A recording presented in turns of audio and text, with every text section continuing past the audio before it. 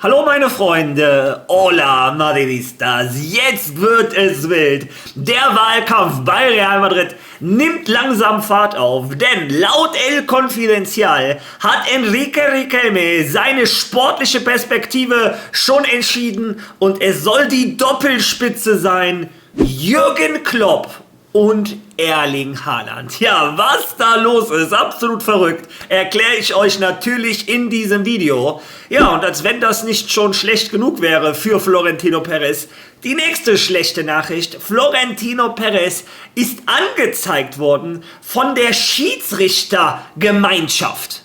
Ja, und er könnte theoretisch sogar strafrechtlich verfolgt werden. Also, was da los ist, ja, das berichte ich euch natürlich auch. Dann allerdings auch gute Informationen für den Madridismo, denn die Konzerte scheinen bald wieder zurück zu sein im Santiago Bernabéu. All das und noch viel mehr in diesem Video. Viel Spaß dabei.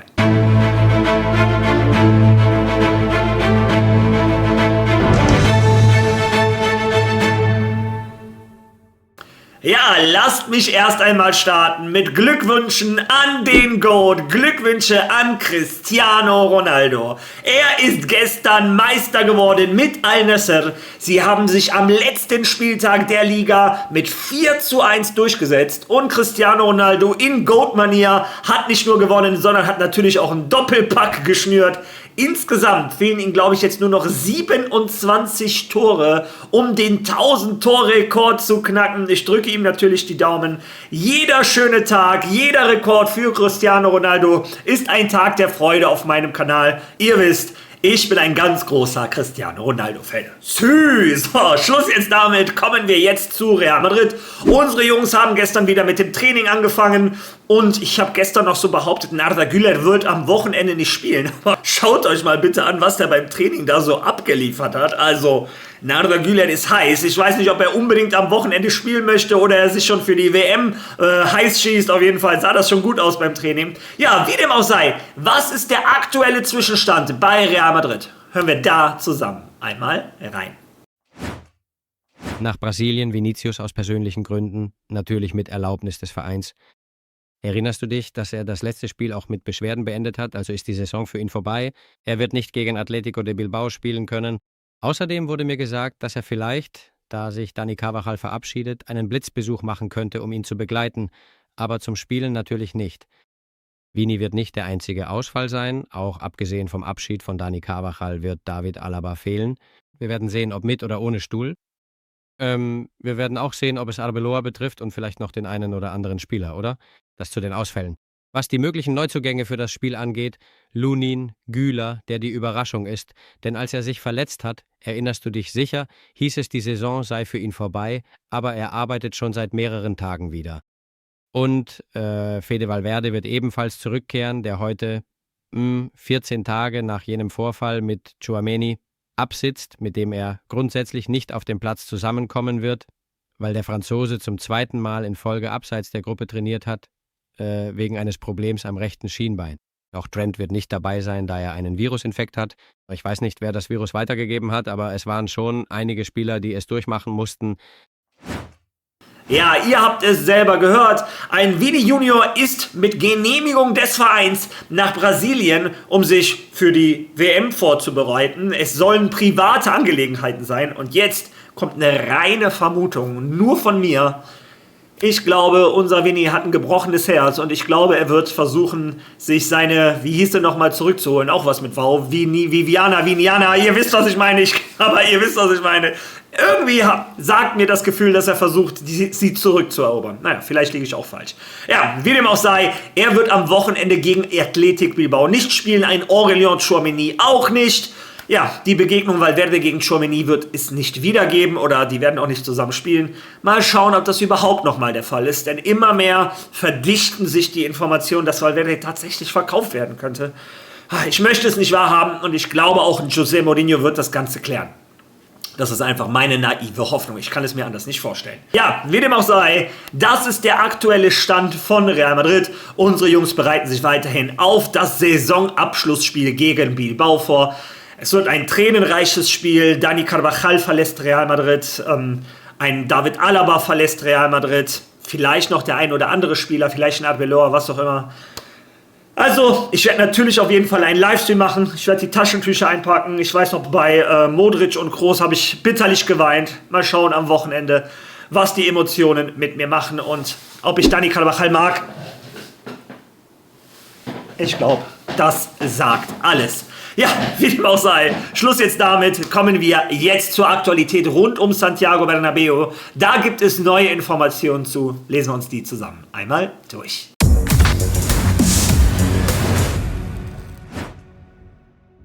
Real Madrid bereitet sich auf die Rückkehr der Konzerte ins Bernabéu-Stadion vor. Das wäre im Jahr 2027 und der Verein arbeitet schon seit einiger Zeit an der Schalldämmung.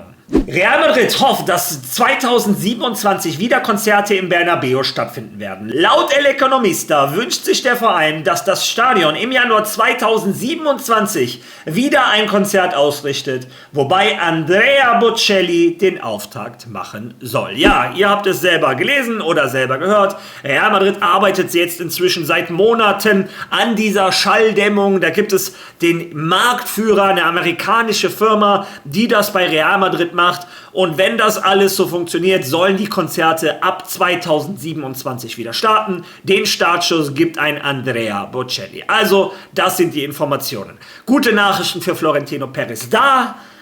Auf der anderen Seite gibt es sehr schlechte Nachrichten für Florentino Perez. Hören wir da zusammen einmal rein. Florentino wurde angezeigt. Ja, von ESAF, dem neu gegründeten Gewerkschaftsverband. Zweite Anzeige innerhalb einer Woche. Die erste war letzte Woche vor dem Disziplinarausschuss. Im Moment, Juanma, berichten wir, dass der Disziplinarausschuss noch keine Entscheidung getroffen hat, ob ein Verfahren gegen Florentino eröffnet wird oder nicht. Normalerweise wird eines eröffnet und die heutige Anzeige Juanma richtet sich an die Anti-Gewalt-Kommission. Die Schiedsrichter zeigen Florentino Perez, Real Madrid, Television und den Verein selbst an. Der Grund, sie tragen dazu bei, wörtlich zitiert, die Schiedsrichter an den Pranger zu stellen, Feindseligkeit zu schüren und den Druck auf die Schiedsrichter zu erhöhen. Sätze wie gestohlene Ligen, dieses Jahr wurden uns 17, 18 Punkte weggenommen, Schiedsrichter, die vom Barca profitiert haben, korrupt, die gleichen wie zu Zeiten von Negreira. Nun, all diese Aussagen von Florentino wurden bei der Anti-Gewalt-Kommission angezeigt, die wiederum eine Sanktion an die zuständige Behörde vorschlägt. Und die Sanktionen, Juanma, reichen von einer Geldstrafe bis hin zu einer vorübergehenden Suspendierung, einem Verbot des Zugangs zu einer Sportstätte und das Ganze kann sogar strafrechtliche Konsequenzen nach sich ziehen. Ich kann es nicht glauben. Florentino Perez wird also angezeigt wegen der Sachen, die er in der Pressekonferenz gesagt hat. Unter anderem hat er ja gesagt, die Schiedsrichter sind die gleichen wie unter Negreira. Da hat er recht. Also, was wollen die da anzeigen? Das ist die Wahrheit. Unter anderem hat er von sportlicher Korruption geredet und genau das hatte der Richter im Fall Negreira auch gesagt, also das darf er auch sagen. Und im dritten Fall hat er gesagt, die Schiedsrichter bereichern sich am FC Barcelona. Naja, das kann ja seine persönliche Meinung sein. Aber ich frage mich, wo waren die Schiedsrichter, als Laporta gesagt hat, der Wettbewerb ist manipuliert? Oder als er das hier gesagt hat? Und es gibt bestimmte Schiedsrichter, bei denen es schon eine Konstante oder ein wiederkehrendes Thema ist, dass sie uns, wenn sie uns pfeifen, einfach nur schaden. Ja, und eins kann ich dazu sagen. Das AI-Programm wollte nicht wortwörtlich übersetzen, was Laporta gesagt hat, weil es möchte keine Schimpfwörter sagen. Aber ich habe es 2-3 Mal durchgejagt. Er hat gesagt, es gibt immer wieder die Schiedsrichter, die, wenn sie uns pfeifen, uns kennen. Uns, ich sag jetzt mal, foken. Aber ihr wisst, was ich meine. Ja, so hat er geredet. Diese Schiedsrichter kennen uns immer wieder. Ja, und immer die gleichen Schiedsrichter, die das gegen uns machen. Der Wettbewerb ist manipuliert. Ja, und wenn man das sieht, und es gibt etliche Vorfälle, ein Joan Laporta, ich erinnere mich selber mindestens an 7 Interviews, wo der immer wieder das gesagt hat. Die Schiedsrichter pfeifen für Madrid, wir kämpfen gegen das System, das war immer schon so, etc.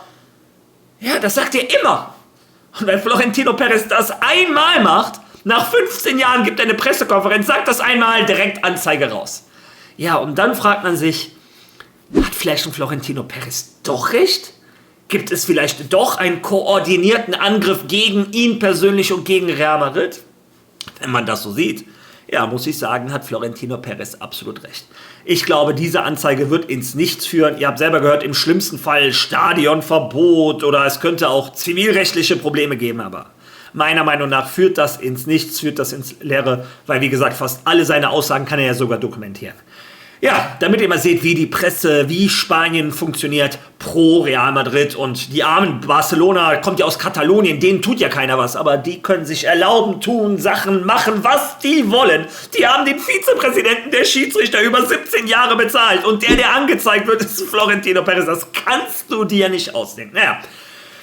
Ja, ich lasse mich mal auf das Niveau von Joan Laporta herab und meine Meinung dazu ist, ja, so. Schluss jetzt damit. Kommen wir jetzt zum nächsten Fall. Und zwar Enrique Riquelme hat gestern einen Brief geschrieben an das Wahlkomitee von Real Madrid. Am Samstag läuft die Frist ab, wo du endgültig entscheiden möchtest, möchte ich antreten zum Präsidentschaftskampf oder nicht. 48 Stunden vorher musst du dem Wahlkomitee das mitteilen. Und ein Enrique Riquelme ist noch im Rennen. Hören wir uns das einmal an. Und das ist die bisher größte Neuigkeit im Sport. Enrique Riquelme bestätigt seine Absicht, für das Amt des Präsidenten von Real Madrid zu kandidieren. Luis Castro. Wie geht es dir? Hallo. Ja, das ist der erste Schritt, den der Geschäftsmann unternommen hat. Er musste sie 48 Stunden vor seinem Erscheinen benachrichtigen. Mit anderen Worten, die Wahlen enden an diesem Stichtag oder besser gesagt, sie enden nächsten Samstag. Er musste es jetzt tun, also hat Enrique Riquelme die Frist bis zum letzten ausgereizt. Er ist weiterhin im Rennen um die Einreichung der Kandidaturen, das, wie gesagt, am kommenden Samstag, dem 23. Mai, endet. Das ist die Frist für die Kandidatur, aber diesen ersten Schritt hat er bereits gemacht. Er hat mitgeteilt, dass er tatsächlich bei den Wahlen von Real Madrid kandidieren wird. Ja, also er hat die nötigen Schritte gemacht. Er ist weiterhin im Rennen, aber er hat wieder einmal vor Kameras auch klar gemacht, am Samstag wird sich alles entscheiden. Er hat gesagt, er und sein Vorstand arbeiten 24/7, waren seine Worte, also 24/7 arbeiten die an einem sportlichen Projekt und an einem wirtschaftlichen Projekt logischerweise, was den Madridismo illusioniert, was Hoffnung macht für die nächsten 10 bis 15 Jahre. Und er hat gesagt, nur wenn er das schafft, was unglaublich schwer ist in dieser kurzen Zeit, nur dann tritt er auch endgültig an.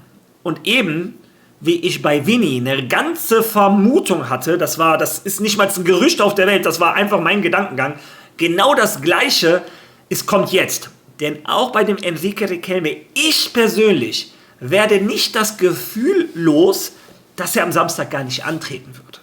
Das ist mein Gefühl. Ich glaube, er möchte nur seinen Namen schon mal bereit machen, hier und da Informationen, damit, wenn in 4 Jahren tatsächlich die Wahl dann nochmal kommt, er schon bekannt ist, man schon ein bisschen weiß, wer seine Entourage ist, wer ihn unterstützt, dass er hier und da schon mal ein Interview gegeben hat, damit sein Gesicht bekannter ist, dann hat er, glaube ich, gegen jeden anderen Konkurrenten schon einen großen Vorteil. Ich glaube persönlich, am Samstag wird er einen Rückzieher machen. Aber das ist wirklich nur eine reine Vermutung. Ja, sollte er keinen Rückzieher machen, hat er anscheinend im sportlichen Sinne schon 2 Namen im Kopf. Und die Namen würden für viele Madridistas für Begeisterung sorgen. Lesen wir uns das zusammen einmal durch.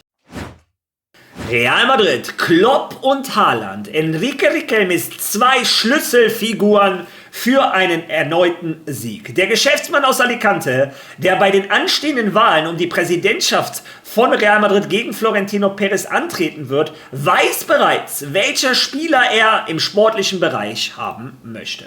Während Florentino Perez José Mourinho zurückholen möchte, um Real Madrid nach 2 titellosen Jahren ohne große Erfolge wieder auf Kurs zu bringen, hat Enrique Riquelme bereits entschieden, wer die Begeisterung der Fans neu entfachen kann. Laut vereinsinternen Quellen hat der Geschäftsmann aus Alicante, der heute seine Kandidatur für das Präsidentenamt offiziell bekannt geben wird, 2 Schlüsselfiguren im Blick, um die Mitglieder zu überzeugen.